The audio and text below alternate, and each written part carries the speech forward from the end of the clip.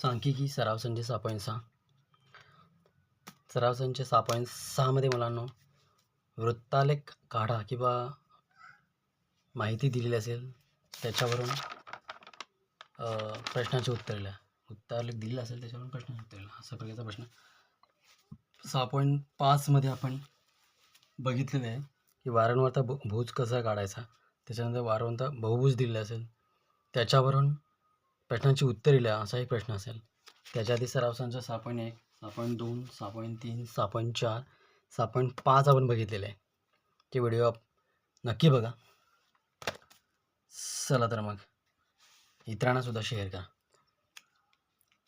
तर आपण 6.6 मला पहिला प्रश्न आहे की एका रक्तदान शिबिरामध्ये विविध वयोगटातील 200 व्यक्तींची रक्तदान दिलेलं आहे. त्यावरून वृत्तालेख काढा.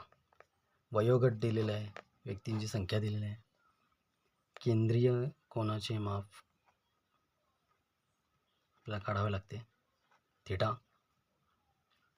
बरं 20 ते 25 वयोगटातील व्यक्तीची संख्या 80 आहे.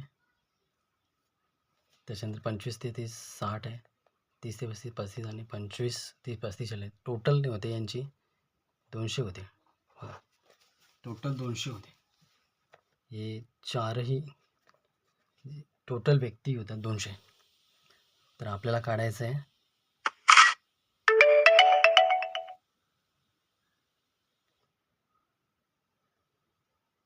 आपल्याला केंद्रीय कोणाचं माप काढायचं आहे. वृत्तालेख काढताना वृत्तालेख म्हणजे एक वर्तुळ आहे. वर्तुळ आहे ते वर्तुळ काढलेलं आहे बघा. वर्तुळ आहेत आणि त्या वर्तुळामध्ये फिट झालं पाहिजे असे माप किंवा डिग्री काढायचं आहे. तर 80 डिग्री आहे. टोटल वर्तुळाचं माप किती असते. वर्तुळ 360 डिग्री 360 डिग्रीचा असतो. बघा टोटल व्यक्तींची संख्या 200 आहे. तर केंद्रीय कोणाचं माप करताना आपण काय करणार आहोत 80 भागिले 200 गुणिले 360. बरं 60ला तसं त्यालाही तसंच करणार 60 भागिले 200 गुणिले 360. 35लाही तसंच करणार आहोत गुणिले 360 आणि 25लाही तशाच पद्धतीने करणार आहोत. त्याच्यानंतर प्रत्येक केंद्रीय कोणाचं माप आपल्याला त्याच्यानुसार मिळणार आहे. म्हणजे थिटा 80 भागिले 200 गुणिले 360चा उत्तर येते 144 म्हणजे 144 डिग्री. तर 60 भागिले 200 गुणिले 360 तर याचं उत्तर येते 108 डिग्री. त्याच्यानंतर 35 भागिले 200 गुणिले 360 63 डिग्री आणि त्याच्यानंतर 25 भागिले 200 गुणिले 360 45 डिग्री. मिळून टोटल यांची 360 होते. 144 अधिक 180 अधिक 63 अधिक 45 360 डिग्री होते. आणि त्याच्यानुसार आता आपण वृत्तालेख काढणार आहोत. प्रत्येक वयोगटाचा वृत्तालेख काढणार. बघा वयोगट आहे 25, व्यक्तीची संख्या 80 आहे. त्याचं केंद्रीय कोणाचं माप काढलं 144 डिग्री. बघा 20 ते 25 आहे 144 डिग्री. मध्यभागी एक रेषा काढायची 180 डिग्रीची. त्याच्यानंतर पहिल्या वयोगट आहे 144 डिग्री. कुठे 144 बघा 144 आहे. इथे आपण घेतला 144 आहे.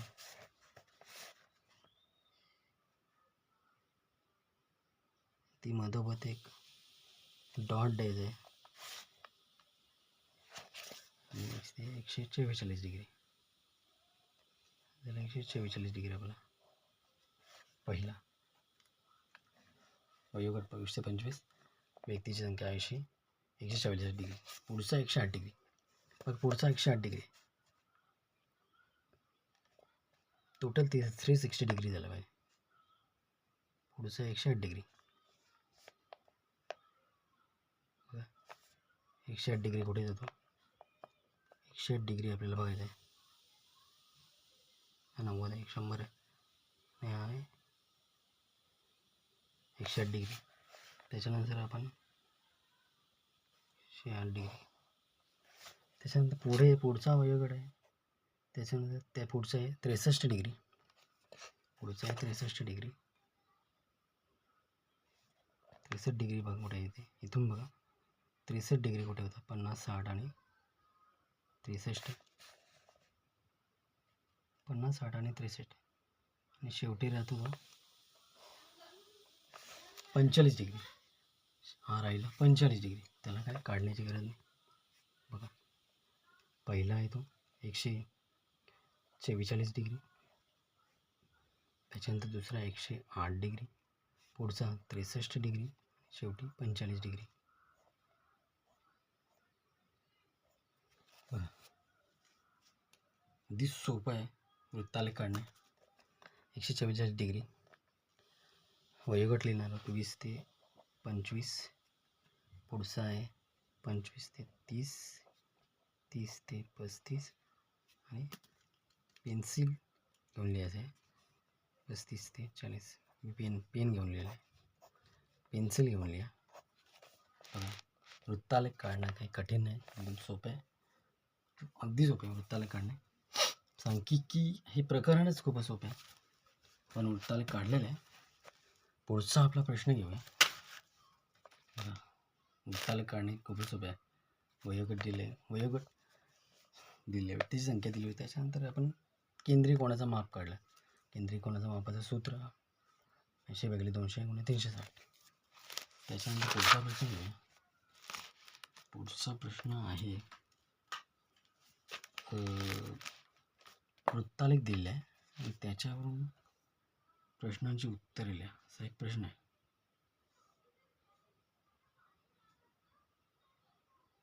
बघा, कुटुंबाच्या वार्षिक गुंतवणुकीचा वृत्तालेख दिलेला आहे, त्याच्यानंतर प्रश्नांची उत्तरे लिहा.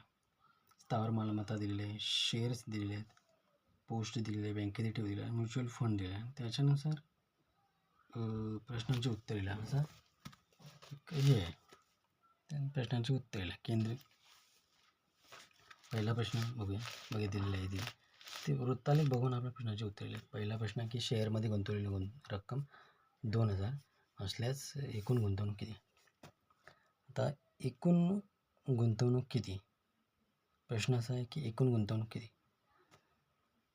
केंद्रीय कोणाचं माप जे आहे, टोटल गुंतवणूक आपल्याला काढायची.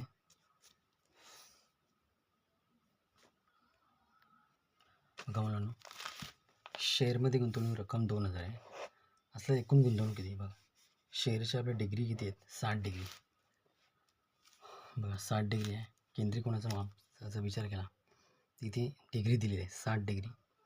वरून एकूण गुंतवणूक 2000 आहे, छेदाला गुंतवणूक गुणिले 360 डिग्री बरोबर एकूण गुंतवणूक आपल्याला काढायची आहे. तर गुंतवणूक बरोबर 200 गुणिले 360 छेदाला 60.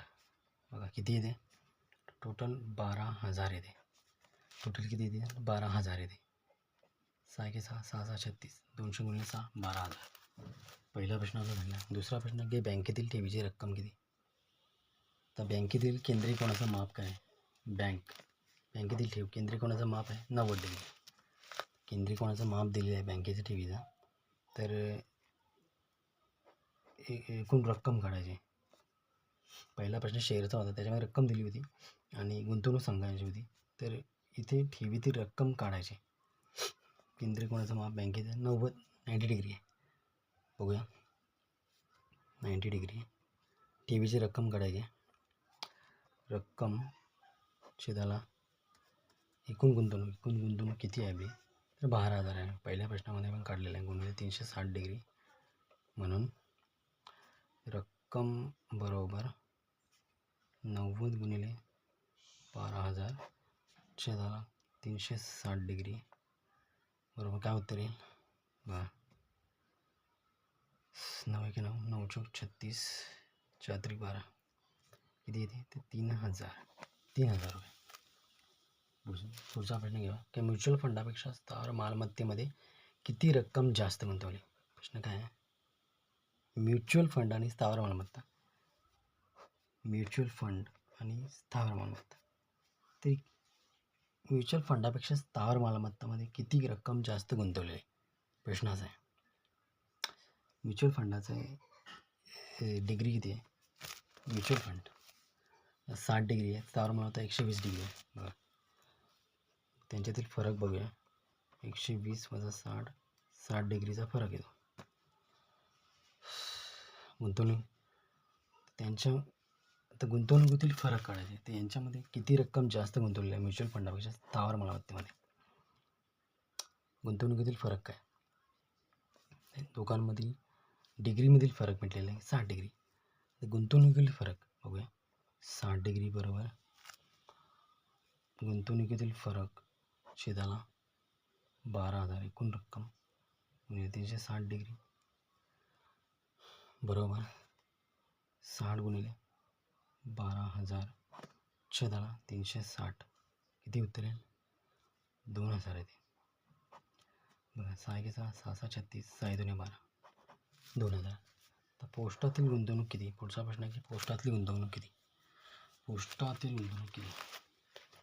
पोस्टामधची जी अँगल आहे जो 30 डिग्री दिली आहे, माप दिली आहे ती 30 अंश आहे. त्याचं माप 30 अंश आहे. 30 अंश बरोबर गुंतवणूक पोस्टातील गुंतवणूक छेदाला एकूण गुंतवणूक 12,000 गुणिले 360 बरोबर 30 गुणिले 12,000 छेदाला 360 डिग्री 30 के 30 30 के 30 30 2 60 12 12 के 12 टोटल येते 1,000. पोस्टातील गुंतवणूक 1,000. सोपे प्रश्न आहेत. 3 ते 4 मार्क्सला परीक्षेमध्ये येणारा प्रश्न आहे. एकदम सोपे प्रश्न आहे. वृत्तालेख काढा हा प्रश्न बघितला. वृत्तालेख काढा, त्याच्यामध्ये केंद्रीय कोणाचा माप काढायचा आहे, वयोगट माहिती दिली असेल त्याच्यानुसार केंद्रीय कोणाचा माप काढला आपण. कोणाचं माप काढल्यानंतर वृत्तालेख काढला दुसरं काय, आणि त्याच्यानंतर वृत्तालेखाची माहिती दिली आहे त्याच्यानुसार प्रश्नांची उत्तरे. असा एक प्रश्न बघितला. खूपच सोपे 3-4 प्रश्न आहेत. वृत्तालेख काढा, सराव संच 6.6 मध्ये वृत्तालेख काढा किंवा वृत्तालेख दिले असेल त्याच्यानुसार प्रश्नांची उत्तरे लिहा.